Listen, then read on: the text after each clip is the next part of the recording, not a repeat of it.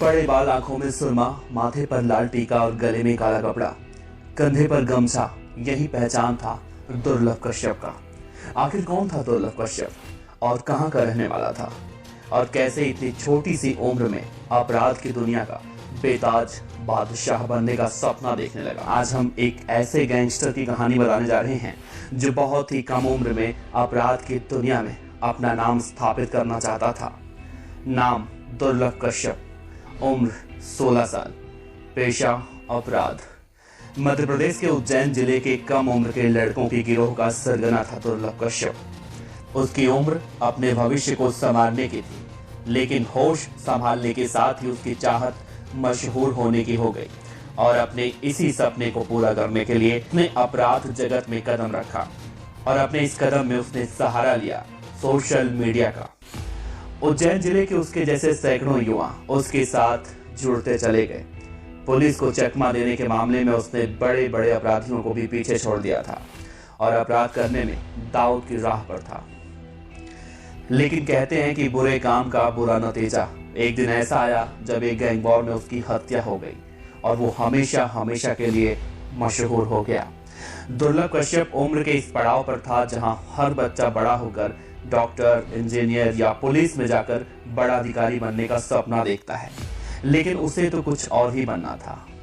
दुर्लभ युवकों के बीच काफी फेमस था और उस दौर में 16-17 साल के युवा बहुत तेजी से उसके साथ जुड़ते चले जा रहे थे। अपराध की दुनिया में शामिल होने वाले युवक दुर्लभ कश्यप को एक आइकॉन की तरह देखने लगे थे। सोशल मीडिया के जरिए शहर में अपना खौफ फैलाने के लिए की गई पोस्ट में भी कश्यप का नाम चर्चा में रहता था। दुर्लभ कश्यप हमेशा अपने माथे पर गोल्ड टीका, आंखों में काजल और गले में ब्लैक कपड़ा डालता था। अपनी इस लाइफ स्टाइल की वजह से वो और भी चर्चित रहता था। आखिर दुर्लभ की मौत कैसे हुई, ये भी हम आपको बताएंगे। 2 साल पहले दुर्लभ कश्यप ने अपने फेसबुक वॉल पर एक पोस्ट डालकर दहशतगर्दी फैलाने का काम शुरू किया और उसने बाकायदा इसके लिए रेट तय कर दिया। दुर्लभ जैसे कपड़े पहनता था, उसके गैंग के सदस्य भी ठीक वैसे ही कपड़े पहना करते थे, या फिर यूं कहें कि उसकी गैंग का ये ड्रेस कोड बन चुका था। ये गैंग सोशल मीडिया पर पोस्ट के जरिए लोगों को अपनी तरफ आकर्षित करता था। इस गैंग का फेसबुक पोस्ट होता था, अगर कोई गैंगस्टर किसी को परेशान कर रहा हो या कोई भी बात हो, छोटा हो बड़ा हो, हम सब निपटा देंगे। और धीरे धीरे पूरे उज्जैन शहर में इस गैंग के नाम की तूती बोलने लगी। और आ गया साल 2018 जब दुर्लभ ने फेसबुक पर एक पोस्ट करके दहशत फैला दी और पहली बार इस गैंग के 23 लोगों को गिरफ्तार किया गया। पुलिस ने अक्टूबर 2018 में उस समय इस नई गैंग के 23 सदस्यों को गिरफ्तार किया जो कि कम उम्र के थे। इसमें कुछ नाबालिग भी थे। गुंडागर्दी, मारपीट, लोगों को डराने के मामले में केस दर्ज हुआ। दुर्लभ कश्यप का फेसबुक पर स्टेटस था कि वो कुख्यात बदमाश, हत्यारा और अपराधी है। कोई सा भी विवाद हो, कैसा भी विवाद हो, तो उससे संपर्क करें।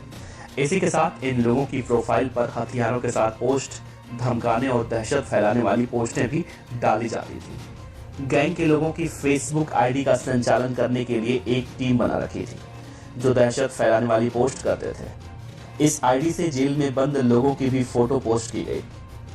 दुर्लभ कश्यप एक ऐसा लड़का था जो नाबालिग अवस्था में ही अपराध की दुनिया में अपने पैर आगे बढ़ा चुका था और वो न केवल आपराधिक गतिविधियों में सम्मिलित हुआ बल्कि उसमें नए हम उम्र के लड़कों की लाइन तैयार की जो उसके फॉलोअर बन गए। और इसे फॉलो करने में उसका मुख्य साधन था सोशल मीडिया। फॉलोअर्स को बढ़ाने के लिए वो सबसे ज्यादा फेसबुक पर एक्टिव था। कई बार उसने व्हाट्सएप ग्रुप भी बनाए और उसी के माध्यम से अपने लड़कों को मूवमेंट करवाना, कई जगह पर जाना, विवाद में शामिल होना, नशा करना, इस प्रकार की उसके लिए बातें आम हो चुकी थी। दुर्लभ का गैंग दिन दूना रात चौगुना फल फूल रहा था। रात के सन्नाटे में लोगों की गाड़ियों के शीशे तोड़ने से लेकर लूटपाट सब कुछ ये गैंग बहुत ही तेजी से कर रहा था। और फिर इस बारे में वहां के एसपी सचिन अतुलकर को इस बारे में खबर मिली और सबको पकड़ा गया। इस गैंग के अपराधों की हिस्ट्री इतनी थी कि एसपी सचिन अतुलकर ने बाकायदा हिस्ट्री शीट भी बनवाई लेकिन उसके खिलाफ ज्यादा मामला नहीं बना क्योंकि वो और उसके गैंग के सदस्य नाबालिग थे और उसे बाल सुधार गृह भेज दिया गया। और वो जब 18 साल का हुआ तो पुलिस ने कार्रवाई की और उसे इंदौर के जेल में शिफ्ट कर दिया गया। पुलिस की इस कार्रवाई के बाद दुर्लभ के गैंग की कमर टूट चुकी थी। कहा जाता है इसी बीच तत्कालीन एसपी सचिन अतुलकर जेल का दौरा करने गए तो उनकी मुलाकात जेल में दुर्लभ कश्यप से हुई। तो उन्होंने उससे कहा कि तू अपनी उम्र से ज्यादा दुश्मन बना चुका है, इसीलिए तू जेल में रह और यहीं पे तू सुरक्षित रहेगा। उसके बाद दुर्लभ डर के मारे 1 साल तक जेल से बाहर नहीं आया और जब बाहर आया तो फिर से उसी कांड को अंजाम देने लगा जिसकी वजह से वो जेल गया था। दुर्लभ ने जेल से बाहर आते ही 24 जनवरी 2020 को एक बीजेपी नेता के बेटे को किडनैप कर रंगदारी मांगने लगा और इस मामले में पुलिस ने 1 जुलाई 2020 को कार्रवाई करते हुए दुर्लभ गैंग के 2 लोगों को उठा लिया। जब मालूम चला बीजेपी नेता के बेटे को ये लोग मारते हैं और मारपीट का वीडियो भी बनाते हैं और धमकी देते थे कि जब तक पैसे नहीं मिलेंगे तब तक ऐसे ही चलता रहेगा। इन सबको देखते हुए पुलिस ने दुर्लभ और उसके साथियों के ऊपर 10-10 हजार रुपए का इनाम रख दिया। दुर्लभ जब जेल से बाहर आया तो उस दौरान देश में लॉकडाउन लग चुका था। तब वो इंदौर में रहने लगा और लॉकडाउन खत्म होने के बाद उज्जैन में अपनी अध्यापक मां के पास आकर रहने लगा और दोस्तों के साथ घूमना, पार्टी करना, लोगों को लूटना, ये सब कुछ चलता रहा। जेल से बाहर आने के बाद दुर्लभ अपने आप को बहुत बड़ा डॉन समझने लगा था। पुलिस की निगाहें अब दुर्लभ से हटकर और अपराधियों पर जा चुकी थी। लॉकडाउन चल रहा था, अपराध अपने चरम पर था। दुर्लभ भी रोजाना रात में पार्टी करने और गुंडागर्दी करने में मशगूल था। लेकिन वो दिन भी आ गया जब दुर्लभ का अंत होने वाला था। उस रात कुछ ऐसा हुआ जिसके बाद दुर्लभ का आतंक उज्जैन से हमेशा हमेशा के लिए खत्म हो गया। एक रात दुर्लभ अपने साथियों के साथ रफीगंज इलाके में एक चाय वाले से चाकू की नोक पर रंगदारी मांगता है और वहां से फरार हो जाता है। चाय वाला अमन उर्फ भूरा लूटने के बाद माधवनगर थाने में जाता है शिकायत करने, लेकिन उसकी शिकायत नहीं सुनी जाती। पुलिस वाले उसे डांटकर भगा देते हैं और दुर्लभ रात के 1 बजे फिर उसी चाय की दुकान पर पहुंचता है जहां पर एक शहनवाज नाम का युवक पहले से ही मौजूद रहता है।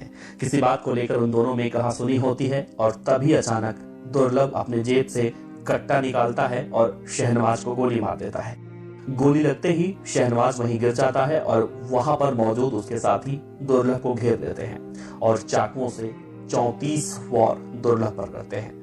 दुर्लभ को घिरता देख उसके साथी पहले ही भाग जाते हैं, जिसका परिणाम ये हुआ कि जराइम की दुनिया में अपना नाम कमाने की चाहत रखने वाला एक 20 साल का दुर्लभ गैंग वॉर में चाकुओं के 34 वार से मारा गया।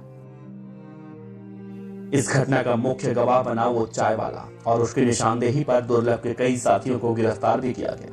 लेकिन गिरफ्तार होने के बाद दुर्लभ के एक साथी अभिषेक ने कहा कि शहनवाज को गोली लगने के बाद जब उसके साथी दुर्लभ को चाकुओं से मार रहे थे तो चाय वाले अमन उर्फ भूरा ने चिल्लाकर कहा था कि शादाब भाई, जान से मार दो उसको, उसे जिंदा मत छोड़ना। पुलिस अपनी जांच पड़ताल में लगी रही और दुर्लभ कश्यप की हत्या के करीब 2 महीने के बाद ये खबर आई कि इस हत्याकांड का मुख्य आरोपी शिराज बाबा उर्फ चाय वाले ने जेल में आत्महत्या कर ली। दोस्तों, दुर्लभ कश्यप की कहानी बताने का मकसद हमारा सिर्फ और सिर्फ इतना है कि बुरे काम का अंजाम बुरा ही होता है। जब दुर्लभ की मौत हुई तो उसके पिता रजनीश कश्यप ने मीडिया से बातचीत करते हुए कहा था कि कोई भी उनके बेटे के जैसा ना बने, और इस तरह से खत्म हुआ उज्जैन शहर से आतंक का पर्याय बन चुके दुर्लभ कश्यप का डर। दोस्तों, खबर कैसी लगी अपने विचार जरूर देना।